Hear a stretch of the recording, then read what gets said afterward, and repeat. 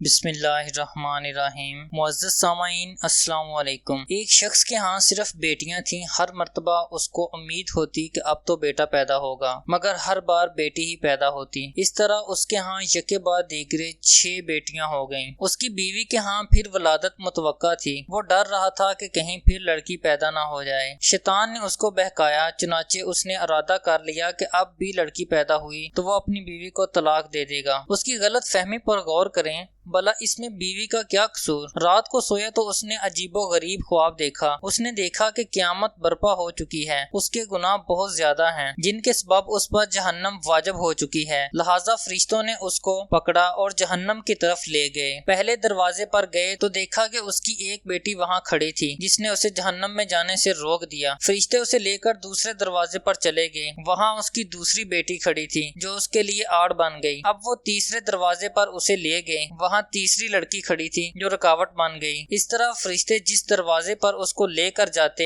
وہاں اس کی ایک ایک بیٹی کھڑی ہوتی جو اس کا دفاع کرتی اور جہنم میں جانے سے روک دیتی۔ غرض یہ کہ فرشتے اسے جہنم کے 6 دروازوں پر لے کر گئے، مگر ہر دروازے پر اس کی کوئی نہ کوئی بیٹی رکاوٹ بنتی چلی گئی۔ اب 7واں دروازہ باقی تھا۔ فرشتے اس کو لے کر اس دروازے کی طرف چل دیے۔ اس پر گھبراہٹ طاری ہوئی کہ اس دروازے پر میرے لیے رکاوٹ کون بنے گا۔ اسے معلوم ہو گیا کہ جو نیت اس نے کی تھی غلط تھی۔ وہ شیطان کے بہکاوے میں آ گیا۔ انتہائی پریشانی اور خوف و دہشت کے عالم میں اس کی آنکھ کھل چکی تھی اور اس نے رب العزت کے حضور اپنے ہاتھوں کو بلند کیا اور دعا کی، اے اللہ مجھے 7ویں بیٹی عطا فرما۔ اس لیے جن لوگوں کا قضاء و قدر پر ایمان ہے انہیں لڑکیوں کی پیدائش پر رنجیدہ خاطر ہونے کی بجائے خوش ہونا چاہیے۔ ایمان کی کمزوری کے سبب جن بد عقیدہ لوگوں کا یہ تصور بن چکا ہے کہ لڑکیوں کی پیدائش کا سبب ان کی بیویاں ہیں، یہ سراسر غلط ہے۔ اس میں بیویوں کا یا خود ان کا کوئی عمل دخل نہیں، بلکہ میاں بیوی تو صرف ایک ذریعہ ہیں۔ پیدا کرنے والی ہستی تو صرف اللہ تعالیٰ کی ہی ہے۔ وہی جس کو چاہتا ہے لڑکا دیتا ہے،